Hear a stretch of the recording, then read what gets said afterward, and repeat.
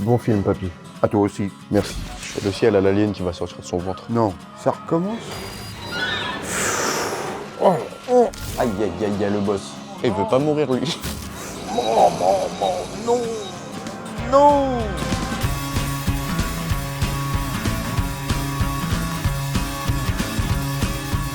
Bienvenue dans Spoiler Alert, vous êtes avec Flo et Fab et on espère que vous connaissez vos classiques parce qu'on va vous les spoiler en long et en large.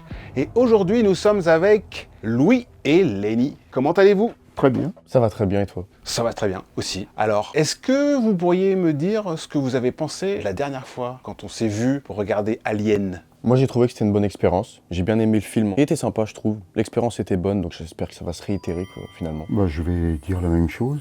J'ai été ravi de voir ce film que je connaissais pas. Est-ce que vous avez une petite idée du film que nous allons voir ? En ce qui me concerne, absolument pas. J'ai pas la moindre idée. Alors, aujourd'hui, nous allons voir Aliens, le retour. Donc Aliens le retour, qui est réalisé par James Cameron. Est-ce que ce nom vous parle? Oui. Oui, de nom, oui. Alors, qu'est-ce qu'il a réalisé comme film, autre que Aliens, le retour ? Alors, il a... Ah bah oui. Oui. James Cameron, oui. Oui. Il a fait Aliens le retour. Ouais, voilà. Voilà. Et il a fait... Et puis le 2. oui. Il a fait le 2. Oui, il a fait aussi un autre 2, ouais. Réalisateur de Terminator 1 et 2. Il a aussi réalisé Titanic, ou Ah, la voilà, saga Avatar, Ah oui, c'est lui. Mhm. Abyss. True Lies. Il a fait quelques petits films. Voilà, bon. Ok. Est-ce que vous avez une idée de quoi parle Aliens, le retour ? Le retour d'un alien. Oui, mais encore. Mais là, dans la continuité des films, c'est juste après celui qu'on a vu la dernière fois? Je vous dis pas. Donc vous savez pas du tout. Non. Vous n'avez pas une petite idée. Pas la moindre. Alors, est-ce que vous vous souvenez juste de comment s'est terminé le premier? Tu te rappelles? Bah oui. Oui, je sais bien. Bah, ça se termine comment alors ? Bah, il s'évade en vaisseau, mais il se rend compte que l'alien est encore dans le vaisseau. Il le dégage, et puis il s'en va vers une nouvelle contrée, finalement, dans l'espace. Il. Il. C'est un Il. garçon C'est un elle. homme C'est plus elle, je dirais. Ouais, c'est- Voilà. Bon, eh ben, on va pas vous faire attendre plus longtemps, hein. C'est parti. Bon film, papy. À toi aussi. Merci. T'as mis la ceinture? Bien. Oui. On est bien.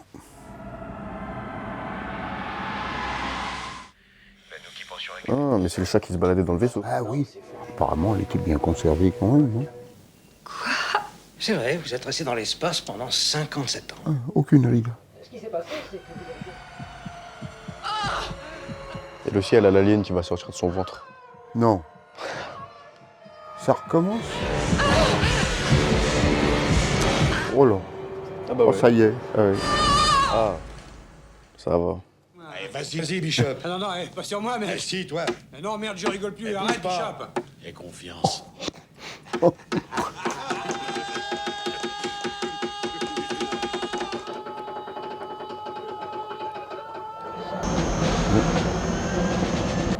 Mais l'alien, il résistait aux balles, non? Comment? Il résistait aux balles, l'alien. Drake, vérifiez votre caméra, il y a une malfonction. Voilà, c'est... Allez, et faites gaffe. Ils auraient dû emmener le chat. Je suis pas sûr qu'il aurait beaucoup aidé, le chat. Mon lieutenant.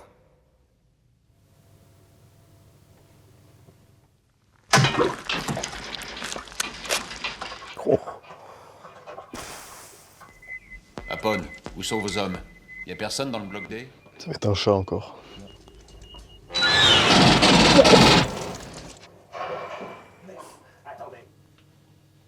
What?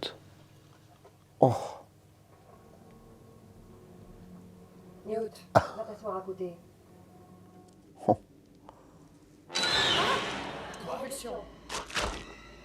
Ah là là là. Ah ouais, ça y est. Là, faut partir, là. Oh. Oh là là. C'est horrible. Il y a des mouvements. Quelle position? Oh, waouh, waouh, waouh. Ah ouais. Ça y est. Ouf.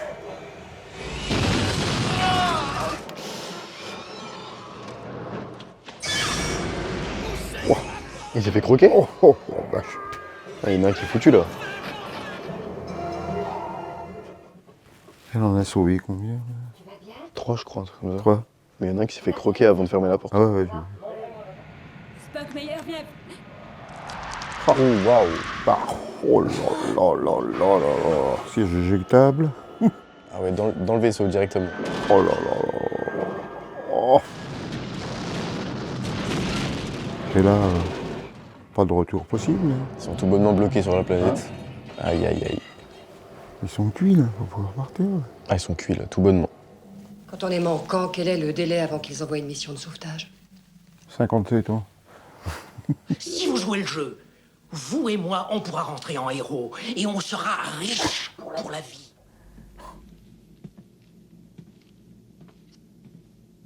Elle est plus là. Voilà. Elle fait des cauchemars, forcément. Elle se cache.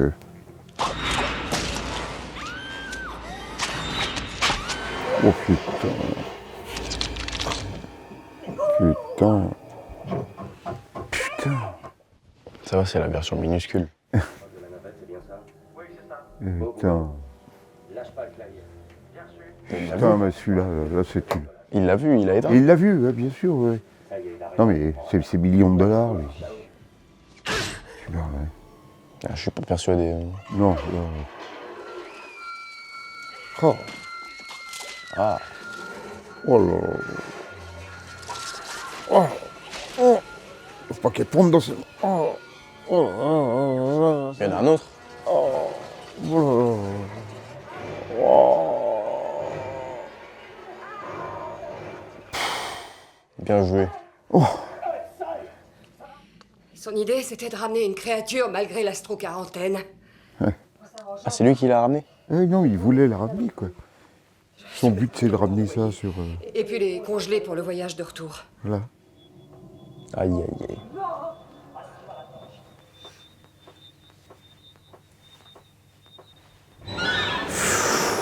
Oh.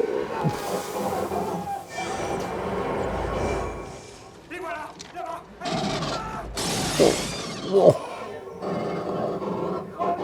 Comment veux-tu qu'ils s'en sortent là? C'est pas possible, ça. Waouh, non mais lui, c'est vraiment une horreur. Ah ouais.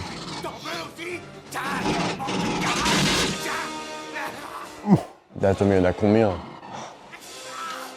Ah, ça y est.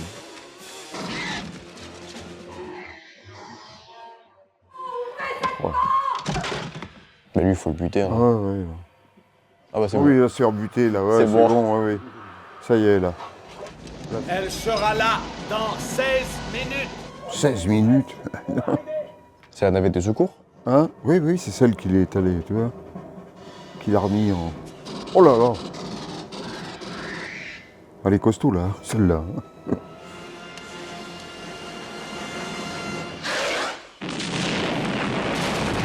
Ils se sont fait sauter? Ah, ils se sont fait sauter, là, on dirait.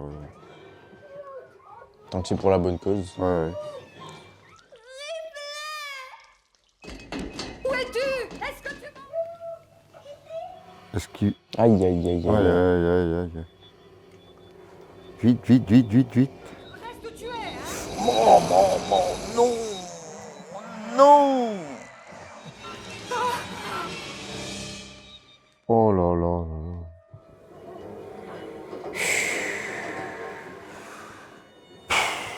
Atroce.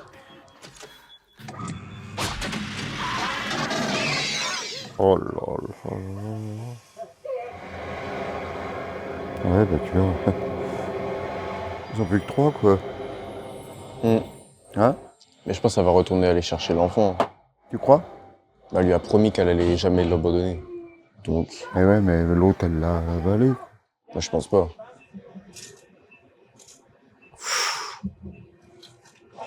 Déterminé. Ouais.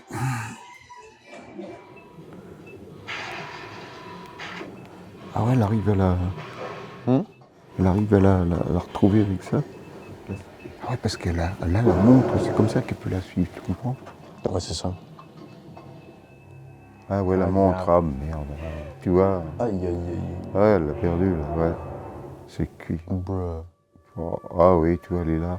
Ah oui, tu vois, regarde ça, là, là, là. Mon.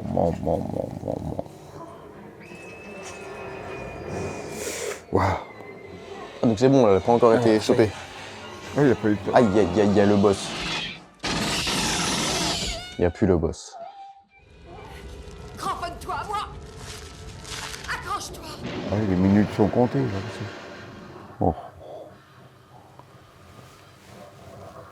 C'est quoi ce Beans? C'est Alien, la voilà. Lui, c'est le big boss. Ouais, oui, bah c'est là.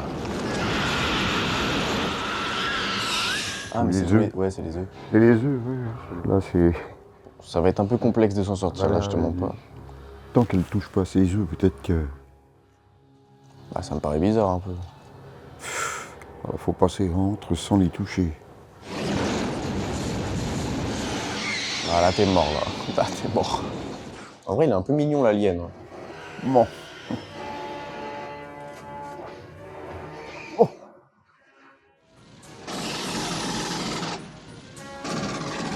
Elle est puissante triplée. Voilà. Ouais.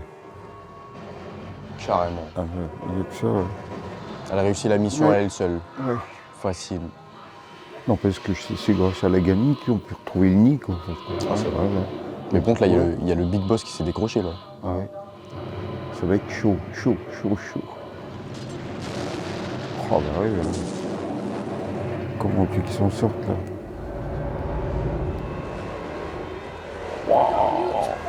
Go! Vite, dépêche-toi! Faut faire attention à pas laisser grimper le browser derrière aussi. Oh là là, ça y est. Fou! Jusque-là, il y attrape. Magnifique. Oh! Mais attends que ça fasse pas comme dans le 1 où en finale il est à l'intérieur. Oh là là là. Épique à souhait.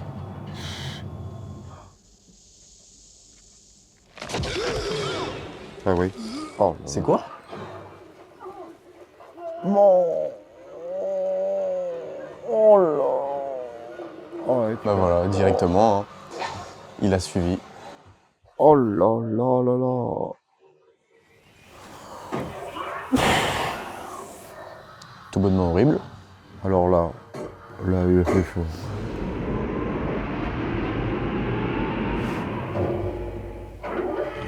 Ne la touche pas, sale pute. Oh là là là. Ah ouais, bah elle l'a fait tomber avec. Putain. Ah bah oui. Ah. Pardon, mais la force surhumaine. Putain. Oh là, ça y est. C'est fini. Mais il a arraché la jambe là, non? Ouais, mais elle est partie avec. Hein. Ah ouais? Ah non. Ah non, c'est Ah bon. non. Non, non, non, non, Il veut pas non. mourir lui. Non. Oh. Horrible, horrible, horrible. Je vais jamais. Bon. Bravo. Pouf. Tout est beau qui finit bien. Bravo. Quel film. Ah ouais, Alors, ce deuxième opus, qu'est-ce que vous en pensez? Moi, j'ai kiffé. Et si je peux me mouiller, j'ai préféré que le premier. Je sais pas ce que t'en as pensé toi, mais... Je suis d'accord avec toi. Là, vraiment, ça a été long à venir, parce qu'il y a eu... Mais alors, la fin, à partir du moment où on a commencé à découvrir l'alien, enfin, et puis, il y a cette énergumène, là, qui parle des dollars, etc., qui n'avait rien à foutre. Donc, tout y était, là. Alors, pourquoi ça vous a plus plu que le premier? Déjà, parce que j'ai été beaucoup plus impressionné par le phénomène de l'alien. Ok. Vraiment beaucoup plus impressionné. Hein. Voilà, vas-y maintenant. Moi, je trouve que là, ils étaient beaucoup plus confrontés au danger. Il y avait déjà un nombre de bêtes dingues. Ouais. Je sais pas, il y en avait qui venaient de tous les côtés. Ça, j'ai bien aimé. Ça fait plus peur, je trouve. Même si dans le 1, il y avait des moments où j'ai plus sursauté. Là, celui-là, je trouve, c'est mieux géré vraiment l'horreur du film. Et même avec on voit le grand alien et tout. Ça, j'ai bien aimé. Toutes les scènes de fin, t'as l'impression que la fin, elle dure 20 minutes. C'est épique à souhait. Tu sais pas quand ça s'arrête. Je sais pas si c'est parce que je préfère le style de James Cameron. Je sais pas du tout. Je ne connais pas. J'ai bien aimé. Alors là, on est sur le deuxième film de James Cameron. Le deuxième vrai film, parce qu'en fait, il en a fait un petit. En fait, il a fait Piranha 2, un film qui s'est mal passé parce que il a été viré au bout de 2 semaines. Okay. Donc après, il fait Terminator, et ensuite, il fait Aliens. Donc c'est son deuxième film, et c'est un deuxième film qui est... Alors déjà, le premier, Terminator, est super maîtrisé, mais là, il est encore plus maîtrisé parce qu'on voit un certain nombre de ses obsessions. Il y a toujours de la mythologie, Là, en fait, Aliens 2 fait référence au mythe de Déméter. Donc, c'est la mère de Perséphone qui va la chercher en enfer, comme ce qu'on peut voir sur la fin. Il y a l'eau, cette séquence où Newt, elle est dans l'eau et qu'il y a l'alien qui arrive derrière elle. Bah, on a à peu près le même plan dans Titanic. Il y a Abyss qui se passe dans l'eau, il y a les Avatar, Avatar 2, voilà. La fin, en fait, quand ils sont dans une espèce d'usine et tout, ça pète de partout, c'est un peu en enfer. Ça rappelle Terminator 1, Terminator 2. Enfin voilà, il y a déjà, c'est un film très très maîtrisé. Donc en fait, vous avez préféré le côté action de celui-là? Moi, je trouve que l'alien, là, vraiment, on le voit, mais d'une façon gigantesque. C'est quelque chose d'impressionnant. Puis avec l'espèce de glu, là, quand tu le vois, bon, alors ça, c'est... Non, là, il m'a bluffé, ce truc-là, vraiment. Je pense que c'est bien d'avoir vu le premier film. Ouais, bien sûr. Bah, en termes d'histoire par rapport au premier, en vrai, ça se ressemble un peu, parce qu'ils vont sur la planète, et le but, c'est qu'ils réussissent à partir. Donc c'est un petit peu la même ligne directrice. Mais là, avec l'action qui rajoute et tout, mais franchement, j'ai préféré celui-là. Bah, en fait, le premier, c'est plutôt de l'horreur. L'horreur dans l'espace, et là, c'est un film d'action, un film de guerre aussi. Alors, en fait, le film, il sort en 1986. Bah, il y a eu la guerre du Vietnam qui s'est terminée il n'y a pas très longtemps, enfin, il y a une quinzaine d'années, un truc comme ça. Et James Cameron s'est inspiré des tenues de combat des militaires pour la guerre du Vietnam pour habiller ses soldats, en fait. Bien sûr. Et aussi les appareils, en fait, les espèces de vaisseaux qui partent du gros vaisseau, le cockpit, font penser à un hélicoptère qui était utilisé pendant la guerre du Vietnam. Il y a cette volonté d'être réaliste, en fait. On n'est pas dans Star Wars, on n'est pas dans Star Trek. Non, ça fait référence à des choses bien précises qui se sont passées. Il a réussi à présenter ça sur l'ensemble du film, quoi. Ça, c'est impressionnant. Mais l'alien, quand même, la façon dont il l'a monté, quoi. Alors, là, on le voit mieux que dans le premier. Hein. Alors, en fait, c'est très particulier, ça, parce que donc James Cameron, il a beaucoup aimé l'Alien de Ridley Scott. Cependant, il a tenté de se le réapproprier. Et par exemple, il a fait des choix en termes de design. Alors, un des premiers choix en termes de design qui est très fort, c'est de ne pas reprendre Giger, donc le créateur des xénomorphes. Par exemple, le dernier Alien, le boss de fin, comme on dit en jeu vidéo, en fait, c'est une reine, et c'est James Cameron qui l'a dessiné. Ah, d'accord. À la sortie d'Aliens, Giger, il s'est senti un peu floué, parce que on n'a pas fait appel à lui, il n'était pas très content. Puis en plus, sur les autres aliens, en fait, qu'on voit le plus pendant le film, ils ont plus ce crâne lisse comme ils ont avant. Ils ont encore fait des modifications. En fait, James Cameron a fait une lettre à Giger pour lui dire « Mais moi, j'ai adoré votre travail, mais en fait, là, je voulais faire mon film. Et que si je vous avais appelé pour faire les designs des aliens, ça aurait été votre patte et pas la mienne. Et il y aurait eu un conflit d'ego, ça n'aurait pas été possible. Qu'est-ce que vous avez pensé de Ripley, du personnage? Courageuse, à souhait. Elle est au top, quoi. Elle est à la fois très humaine, combattante, et puis intelligente, quoi. Ça encore, c'est quelque chose qu'on retrouve dans le cinéma de James Cameron, c'est la femme forte. Donc, quand je dis ça, ça fait un peu, j'enfonce des portes ouvertes. Hein, mais voilà, il y a toujours ces figures-là. Sarah Connor dans Terminator, il y a le personnage de Rose dans Titanic, il y a tout plein de personnages comme ça chez lui, et Ripley n'y déroge pas. Alors là, on a une petite différence par rapport au 1 aussi. Ah voilà, vous l'avez dit, elle est guerrière, elle est intelligente, et il y a une autre facette. Alors, moi, autant je me souvienne, je pense qu'elle était en conflit avec le robot, quoi. Enfin, bien sûr, Elle était dominée par ce robot, quoi. Là, elle n'a pas été dominée. Moi, c'était plus par rapport à Newt, la rescapée, en fait. Ripley devient une mère, en fait. Ah oui, complètement. Non, elle avait un très beau rôle et elle l'a bien joué. Tu vois, c'est très particulier parce qu'en fait, après le premier Alien, c'est l'un des producteurs qui a pu lire le script de Terminator. C'est David Giller, je crois. Il propose à James Cameron d'écrire le scénario de Aliens. Sachant qu'avec Walter Hill, ils avaient déjà, donc Walter Hill qui était aussi producteur sur le premier, ils avaient déjà posé l'idée que donc Ripley revenait et qu'elle partait sur la planète où ils avaient trouvé des aliens dans le premier avec des Marines. Donc James Cameron part écrire, il écrit un traitement, alors sachant que en même temps, en fait, il écrivait Rambo 2, donc il y a une suite qui est en préparation, mais en fait, personne n'en parle à Sigourney Weaver. C'est bizarre. Sachant ça, James Cameron prend l'initiative de contacter Sigourney Weaver, il lui envoie son traitement, elle adore. La relation avec Newt, c'est quelque chose qui lui plaît, et elle dit d'accord. Il s'avère qu'à un moment, les producteurs ne veulent plus de Sigourney Weaver parce qu'elle demande trop cher. Elle demande 1 million. Donc, ils vont voir James Cameron et ils disent ce serait bien que tu réécrives sans Sigourney. Ah non. Ouais, voilà, il dit non. C'est-à-dire que James Cameron en parle à Arnold Schwarzenegger. Et il lui dit, ils veulent faire le film sans Sigourney, moi je suis pas d'accord et tout. Il s'avère que l'agent de Arnold Schwarzenegger, il était dans la même société que l'agent de Sigourney Weaver. Et donc, en disant ça, il savait que les agents, ils allaient en parler entre eux, qu'elle serait au courant et qu'elle monterait au créneau. C'est ce qui s'est passé. Elle a pu rester à bord et ils ont pu faire le film comme James Cameron le voulait. Alors, au moment où elle a le script d'Alien, elle est sur un autre tournage. Et puis, quand elle arrive sur le tournage d'Alien, elle est stupéfaite parce qu'il y a plein d'armes, plein.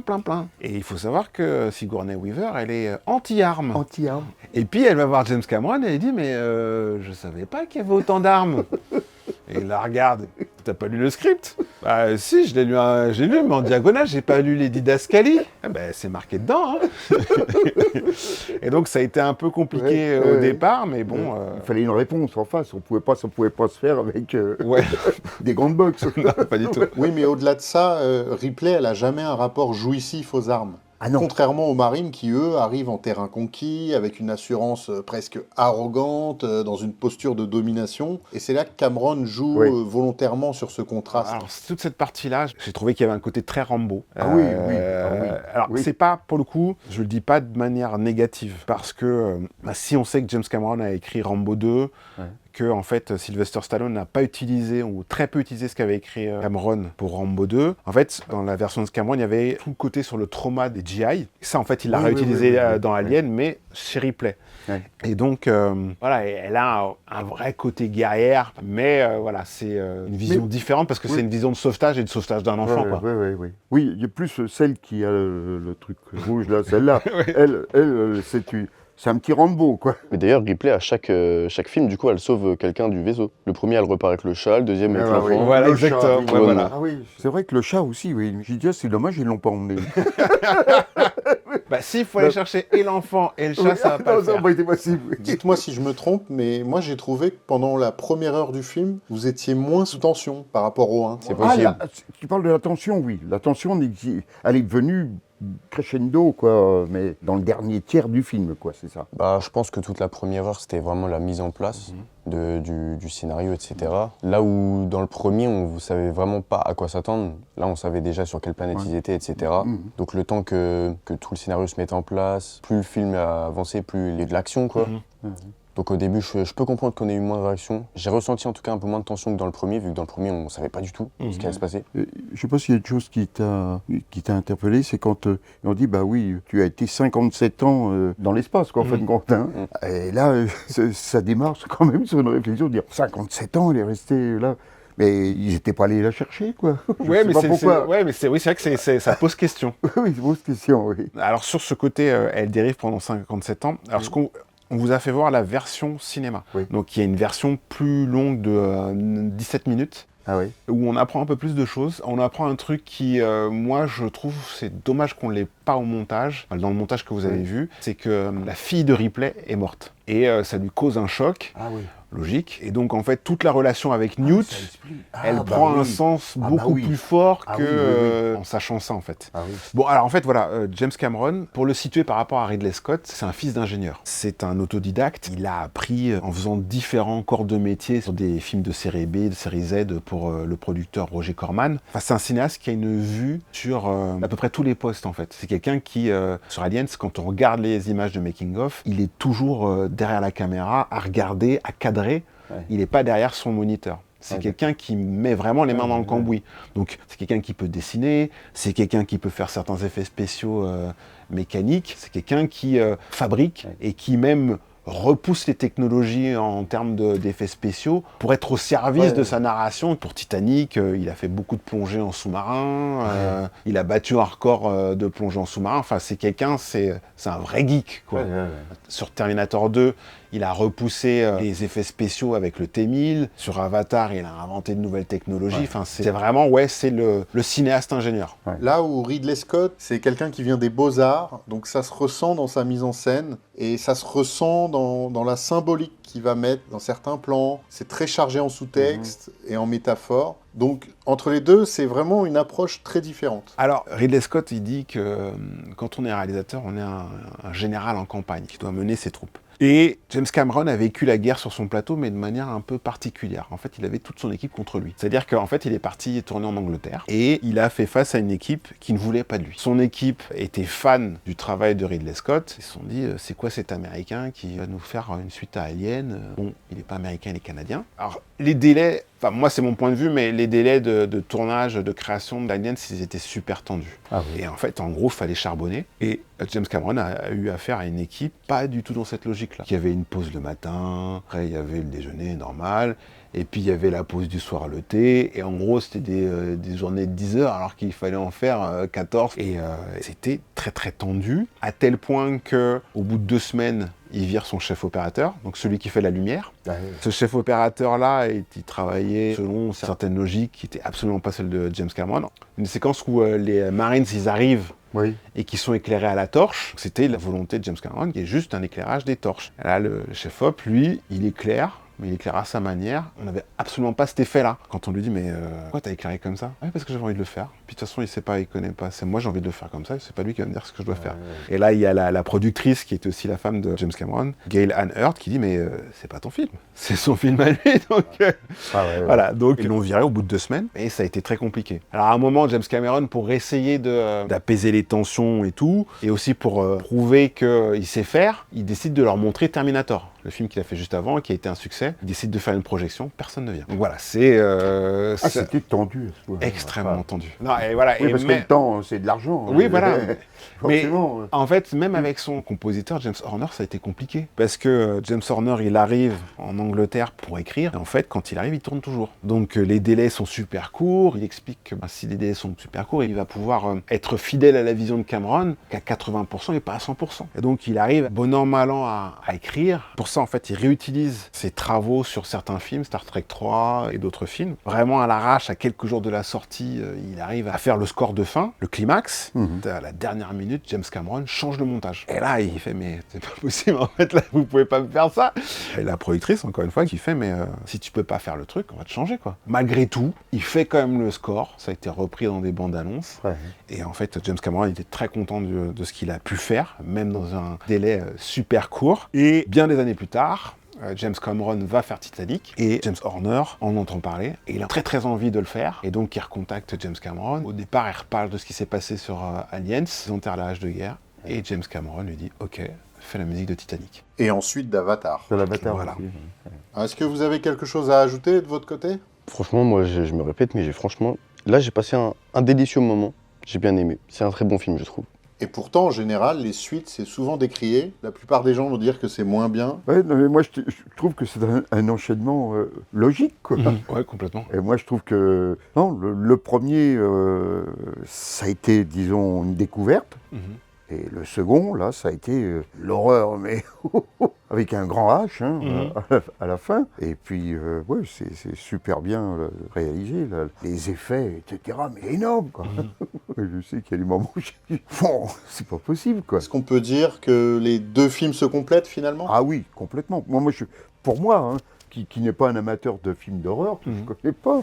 Je sais pas, toi, t'en as vu beaucoup, peut-être des films d'horreur plus que moi. J'en ai vu pas mal, mais très très peu non plus. Ah, tu vois, hein. Celui-là, je sais pas si c'est considéré comme horreur. Horreur-action. Horreur-action, ouais. Enfin, oui, c'est vrai que le Alien, là, à la fin, on se demande, même si le type qui a réalisé ça, s'il est normal, quoi. Bravo. Non, mais on se pose toujours cette question avec les films d'horreur. Oui, c'est vrai. Alors, mais juste, c'est quoi vos moments préférés? Premier qui vous revient en tête? Moi, je dois dire, contrairement à ce que je disais à l'instant, pour moi, c'est Ripley. Ok. Elle joue un rôle, c'est complet du début jusqu'à la fin. Hein. Ouais, ok. Moi, c'est peut-être la scène où Ripley va chercher l'enfant qui s'appelle Newt, c'est ça? Newt. Ouais. Elle voit qu'elle est cachée sous le lit et tout. Et quand il découvre qu'il y a vraiment les 2 petits crabes là qui sont dans la pièce et qui sont enfermés, quand on voit même qu'elle se fait trahir, le mec qui regarde la caméra, il la coupe et tout. Je pense que s'il y a une scène dont je devrais me rappeler, c'est celle-là. Elle fait quand même un peu stresser, celle-là. Non, il y a plein de choses où elle, quand on réfléchit bien, c'est elle que l'on voit partout. Ouais, il y a Alien, l'Alien, mais il y a Ripley qui est là, qui joue un rôle énorme. Quoi. Ouais. Énorme. Ce serait ma conclusion pour moi. Non, c'est un super film. Voilà. Ok. Voilà. Bon, et on se dit au prochain épisode alors. Pourquoi pas? À bientôt, spoiler alert. Oui. On voudrait savoir ce que vous avez pensé d'Aliens 2 en commentaire. Dites-nous lequel vous préférez entre Alien, le 8e passager, et Aliens 2, le retour. N'hésitez pas à mettre un pouce bleu si vous avez aimé cette émission. N'hésitez pas à partager et à vous abonner. Et on se dit à la prochaine.